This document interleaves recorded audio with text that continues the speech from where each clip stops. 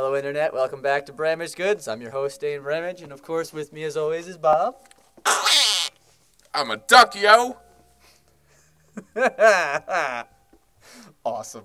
He's a duck. A blue duck? Quack, quack, motherfucker. I've never I'm seen a blue ghetto duck. Samuel Jackson as a duck. I'm from the hood. This is the way I quack, motherfucker! Haven't you ever seen my movies? No. Yeah, so. Sorry about You're a that. duck. No, that's awesome.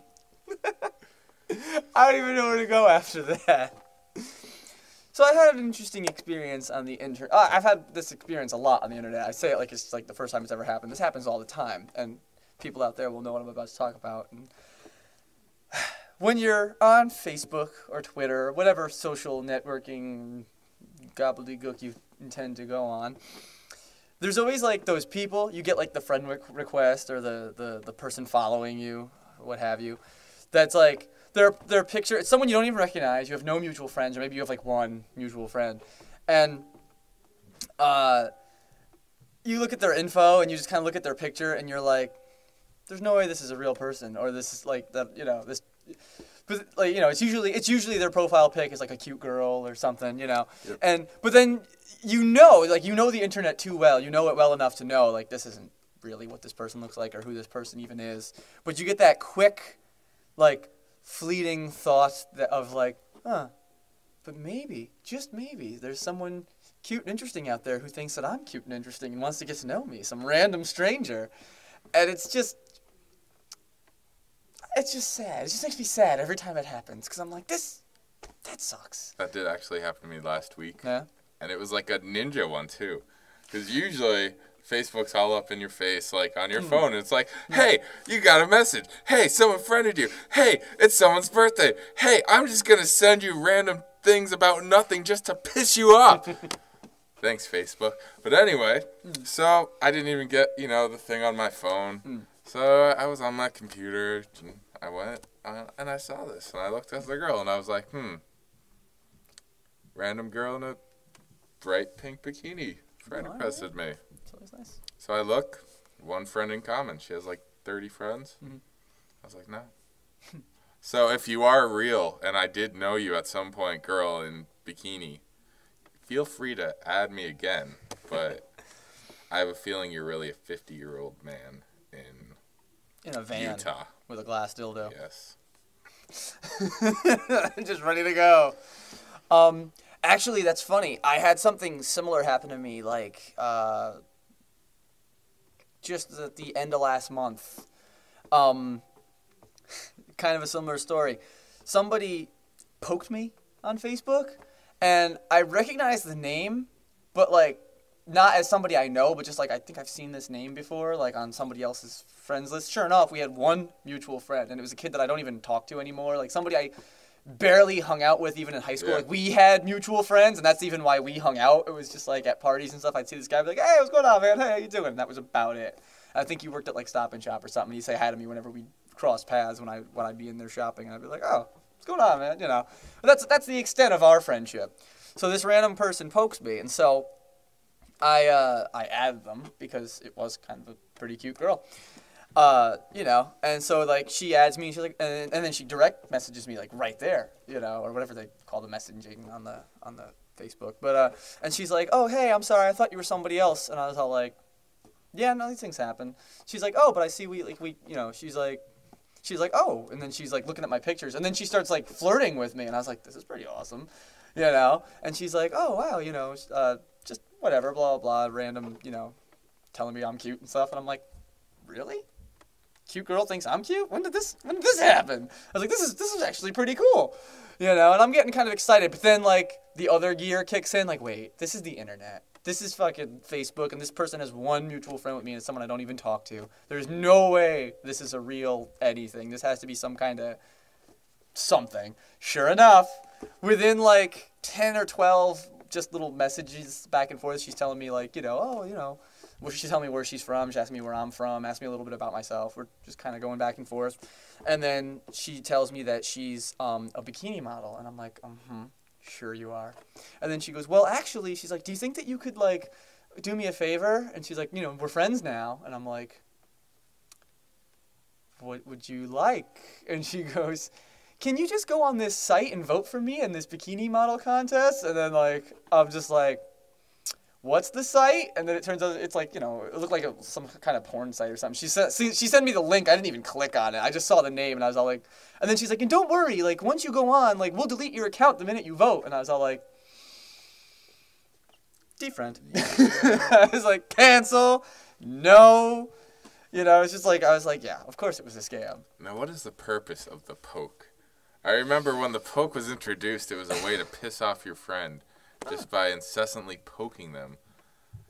But I feel like now it's... I would never poke someone. I feel like it's sexual. Yeah, well, I find that, hey, I'm going to poke you. Yeah. What if I did that in real life? What if I just went up to someone and poked them? And yeah. was hey, yeah. That's kind of, I think, what it is. I mean, granted, we've all got that one, female friend that, or, possibly, wherever your preference lies, you've got that friend that you walk up and you're like, Well, maybe you don't, because I know you have a physical contact issue.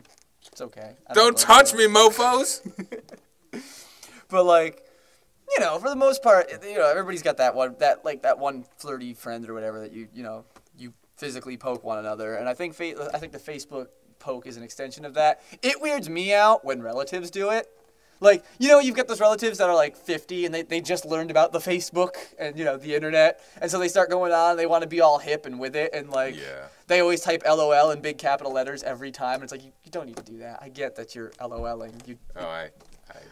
I'm not going to name any names, but yes. People, right?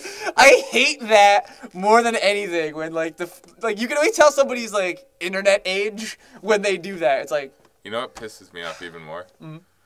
Laugh my butt off. I haven't seen that one, but that would bother me. And they won't even write it out. It'll be LMBO. And it's really? You're so averse to saying ass, you won't even put the letter A in a contraction? Are you really worried about people being offended? Ass, ass, ass, ass, ass, ass. Ass was in the Bible. It's okay, people. It's just a donkey. Just like damn's in the Bible. Yes, and bitch. Yeah. And hell. But that one's kind of a given. If only fuck was in the Bible. And God said cock is fuck. In the Bible. The cock crowed. Yeah, but it would have been nice if, Old Testament, God came down and you just saw his hand and he was like, hey, you guys, fuck. Yeah. And that was it. He just went away. Moses, I got these fucking commandments I want you to tell the people.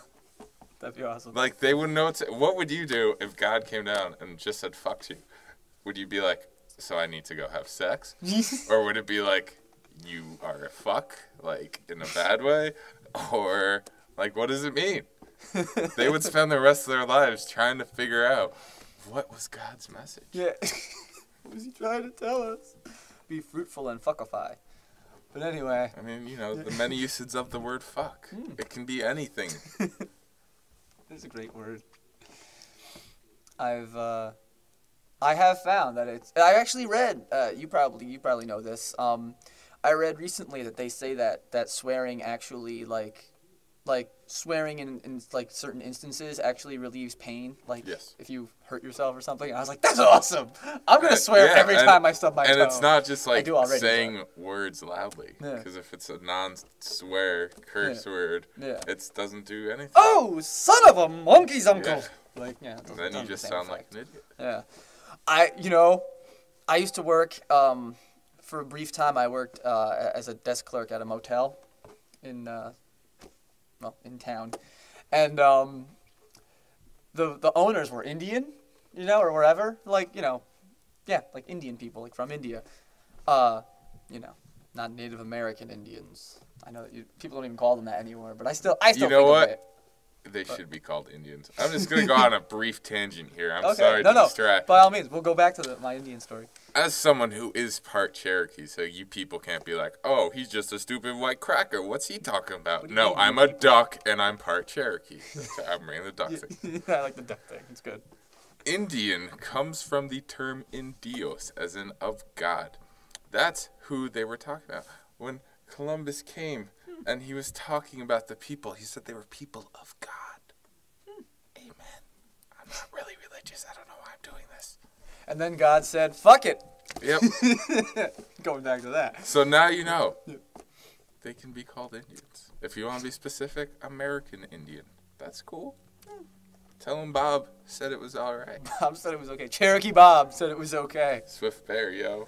That's my name I gave myself in 3rd grade when we were going over Native Americans. Okay, that's pretty awesome. Swift Bear, I like that.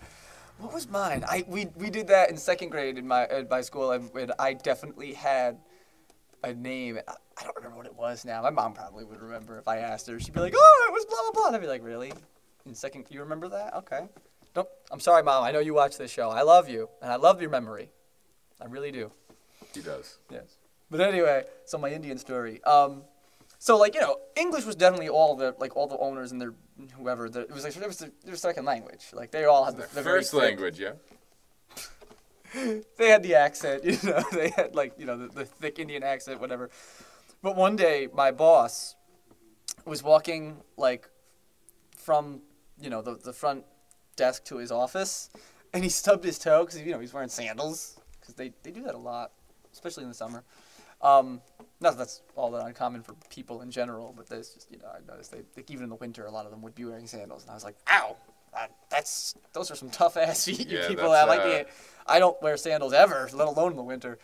Anyway, he stubbed his toe, and he immediately went, fuck! And I was like, it's not even his first language, and he said fuck! Like, I just thought that was hilarious. Like, you know, like, when it's not even, you know, like, I can't imagine. Like, I would have imagined he would have said, like, whatever in his language, but no, he said fuck when he stubbed his toe. I was like, that's awesome. It's just the perfect word for it. I don't want to ruin this for you. No, go ahead. English is a lot of Indians' first language. Is it really? But like they had like the very thick accent though, yeah, so I assume that they weren't taught English first. But it used to be a British colony. That's that's true. So most of them.